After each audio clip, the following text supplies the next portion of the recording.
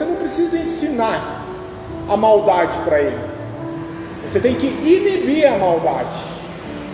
Por quê? Porque essa questão da maldade, se você deixar, ela flui naturalmente, por causa da nossa natureza pecaminosa. Tinha uma avó que estava preocupadíssima com um neto. Um neto novinho, chegou para a avó, e a avó ficou desesperada, veio buscar aconselhamento. Por quê? O menino chegou para ela e falou assim: ô vó, eu quero comer esse doce. Aí a avó falou assim: não, seu pai falou que não é para você comer doce agora. Vai lá pedir para ele, se ele deixar, você come. Aí o menininho foi lá, novinho, perguntou: papai, eu posso comer o doce lá? O pai falou: não, você não vai comer aquele doce agora não. E a avó só de ouvido, né? A hora que o menino chegou para a avó, falou assim: e daí? Ô vó, o pai deixou eu comer o doce, dá o doce aí. E a avó estava desesperada. Por quê? Porque o menininho novinho estava mentindo. O que acontece, irmãos? É que essa condição da maldade, ela flui naturalmente. E a gente conhece a corruptibilidade que existe dentro de nós, e às vezes nós só não vivemos ela porque o Espírito de Deus, a graça de Deus, ela preserva e nos inibe essa condição. Tanto é que quando você, cristão, vai fazer algo errado, você tem o que o Márcio falou aqui, o temor.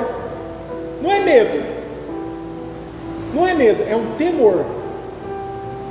E aqui cai bem essa questão do temor, porque nós tememos a Deus, mas não porque Deus é um Deus que vai nos chicotear, vai nos maltratar, mas porque nós amamos a Ele.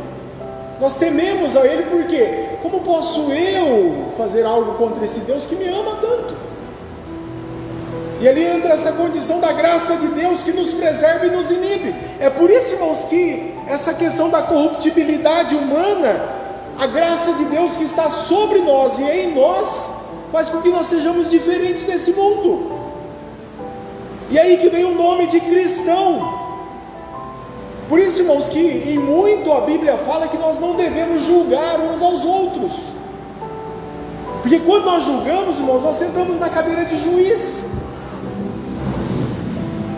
E nós temos essa questão da corruptibilidade. Seria como o sujo falando do mal lavado quando nós julgamos alguém.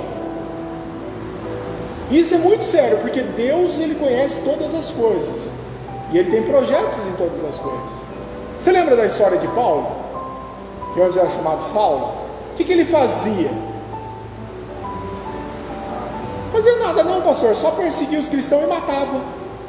Matava em nome de Deus ainda. Ele entrava nas casas, era cristão, ele matava os cristãos, perseguia os cristãos, para não falar. E Paulo, ele matou muita gente. Estevão mesmo, Paulo, ele estava lá presente, ele era testemunha da morte de Estevão, quando Estevão foi assassinado, foi morto. E ali Paulo, em um momento, teve o que? Uma conversão. O Espírito de Deus agiu sobre ele. E agora? Como que Paulo, ele prega o Evangelho? Ele fala assim: eu sou escravo de Cristo para com os gentios. E Paulo, ele fala: eu fui chamado por Deus para pregar o Evangelho aos gentios. Ele chegava onde ele chegava na sinagoga, ele procurava a sinagoga, pregava para o judeu, mas ele evangelizava quem? O gentil. Ele foi um missionário para os gentios. E Paulo, ele era perseguidor dos gentios. E ele matava os gentios. Ele matava os cristãos. Ele matava e matava em nome de Deus. E um dia ele se converteu. Você daria crédito para uma pessoa assim? Quem daria crédito para Paulo por ele ter se convertido?